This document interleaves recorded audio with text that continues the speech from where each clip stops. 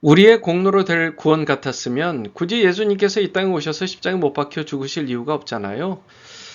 우리는 우리의 의의가 있어요. 내 힘으로 내가 뭔가를 이루어내고 싶은 마음이 있단 말이에요. 그러다 보니까 하나님처럼 의로워지는 것도 구원받는 것도 나의 공로로 내 힘으로 하면 좋을 것 같다는 생각을 자주 하게 됩니다. 예수 믿고 나서도 옛사람의 속성이 그렇게 나타나요. 거북이를 보세요. 스스로는 빨리 갖는다고 빨리 걷는다고 걸어요. 속으로는 뛴다고 생각할 수도 있겠죠. 그러나 객관적으로 봤을 때는 그렇게 빠르지 않다는 거예요. 우리도 마찬가지입니다. 우리 스스로가 갖고 있는 능력이 대단한 것처럼 생각되는데 사실은 그렇게 대단한 거 아닙니다. 그러니 하나님만큼 의로워져서 구원받는다는 것이 우리의 힘으로 가능하겠습니까? 오직 하나님 아들 예수 그리스도 보혈의 피로 우리가 구원받는 줄 믿습니다. 25절에 보면요, 호세아의 글에 이르기를 내가 내 백성이 아닌 자를 내 백성이라 사랑하지 아니한 자를 사랑한 자라 부르리라 그렇게 얘기를 말씀하셨어요. 이게 뭘 뜻하냐면요, 상상도 못할 그런 저 민족이 저 사람들이 과연 하나님을 믿고 따를 수 있을까 섬길 수 있을까 하는 그런 사람들이 하나님의 백성이 되고 하나님이 사랑하시는 그런 백성들이 될 것이다 라는 얘기를 호세아 글에 했단 말이에요. 26절에 보면요, 너희는 내 백성이 아니라 한 그곳에서 그들이 살아계신 하나님의 아들이라 일컬음을 받으리라 함과 같으리라. 1956년에요, 에콰도르의 와우카족에게 이 비행기를 타고 그곳에 이제 5명이 선교사들로서 들어갑니다. 그 중에 이제 우리에게 잘 알려진 선교사가요, 짐 엘리엇이라는 사람이에요. 그래서 비행기를 타고 아마존 오지입니다. 에콰도르 와우카족에게 들어갔는데 결국 그들은 사람들에게 창을 맞아서 다 순교를 하게 되는 아주 비극적인 사건이 있었습니다. 그런데요, 놀랍게도요, 순교자들의, 그러니까 5명 순교자들이죠. 짐 엘리엇, 피트 플레밍, 에드 맥컬리, 네이트 세인트, 로저 유데리언이라는 이 사람들이 아마존에 들어가서 그렇게 죽고 나서 이 5명의 와이프들이, 사모님들이 그 땅을 다시 들어갑니다. 대단하죠? 들어가서 결국 그곳 사람들에게 복음을 전하고 그들이 예수 믿고 구원을 받는 하나님의 백성들이 됩니다. 하나님의 자녀들이 되는 그런 역사가 일어나요. 자, 그들은요, 누가 봐도 상상도 못하는 족속들이었어요. 그들은 하나님, 예수님을 믿을 만한 그런 사람들이 아니었어요. 식인종들이었어요. 야만인들이라고 해도 뭐라 그럴 것이 없는 그런 사람들이었습니다. 그런데 그 사람들이 예수 믿고 구원받고 하나님의 자녀가 됐어요. 자격이 없어요. 사실 우리도요, 구원받을 만한 자격이 있어서 구원받은 게 아니라 그냥 믿어서 구원받은 거예요.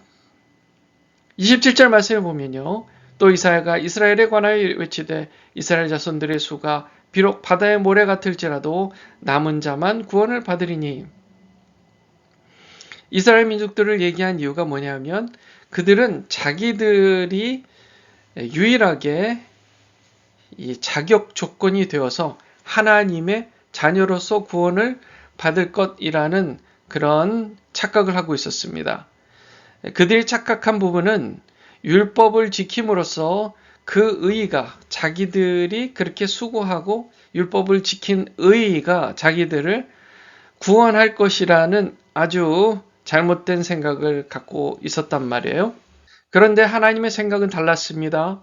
하나님은 그들이 율법을 지킴으로써 구원을 받는 게 아니라 예수 그리스도를 믿어야, 하나님의 아들 독생자 예수 그리스도를 믿어야만 구원을 받을 것이다 라는 것, 그게 진리였고 그게 하나님의 계획이었습니다. 한번 생각해 보세요.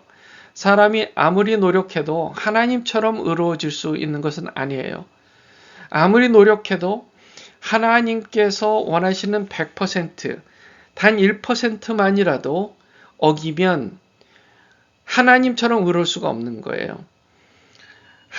과연 사람은 하나님의 의를 얼마만큼 이룰 수 있을까요? 1%나 될까요? 0.5%나 될까요? 전혀 가능하지 않은 이야기입니다. 그런데 그들은 착각했던 거예요. 그래서 그들 중에서도 극히 일부만 구원받고 하나님의 자녀가 될 것이라고 지금 말씀하신 거예요. 28절에요.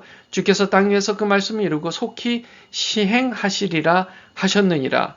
하나님은요, 그분의 그 뜻을 반드시 속히 정확하게 이루실 것이다.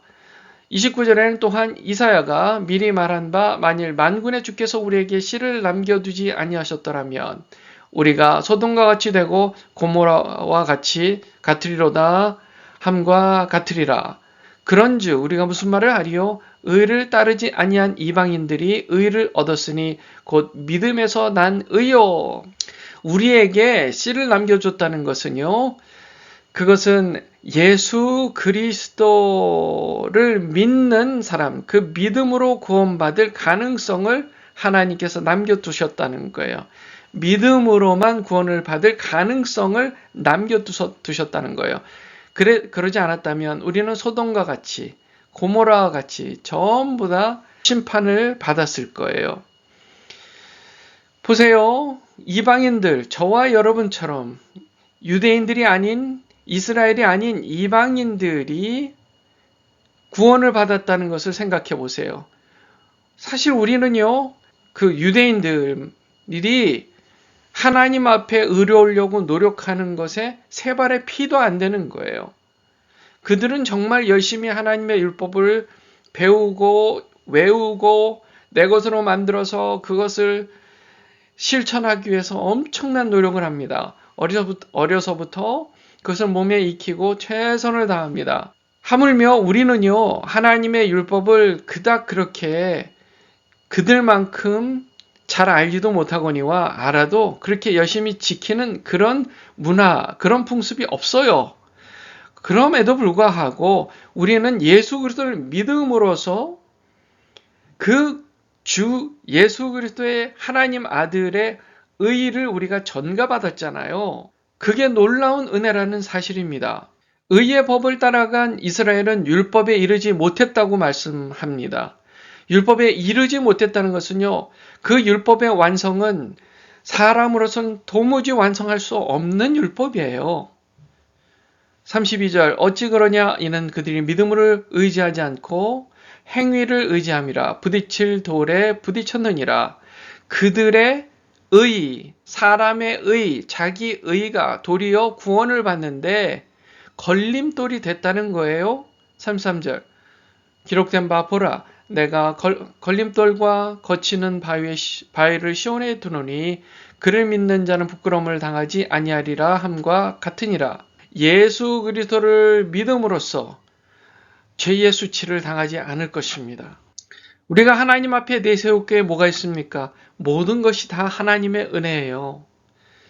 그렇다고 해서 우리가 내 마음대로 내 뜻대로 율법을 생각하지도 않고 하나님의 공의를 생각하지도 않고 그러진 않습니다.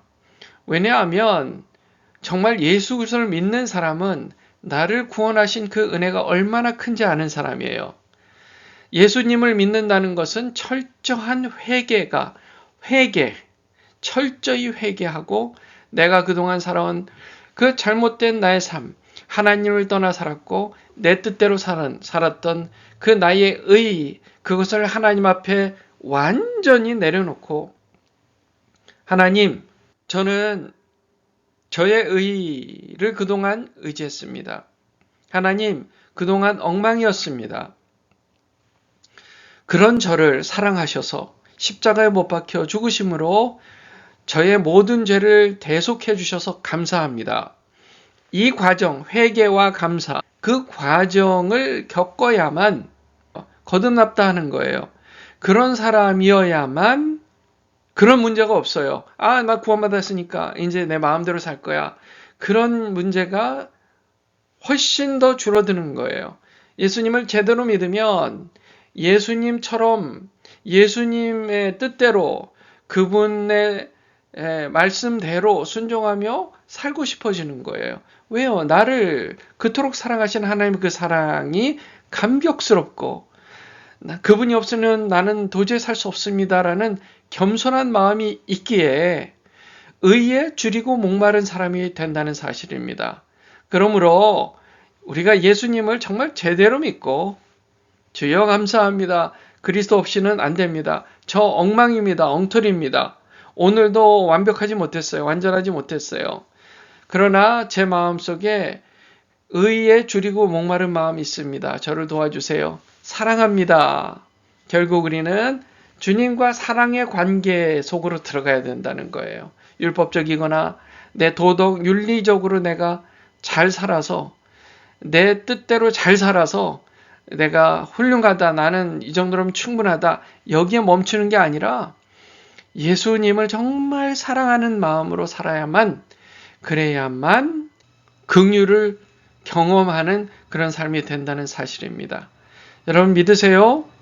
그런 저와 여러분 믿음의 사람들이 다 되시길 주님의 이름으로 축원합니다. 기도하겠습니다.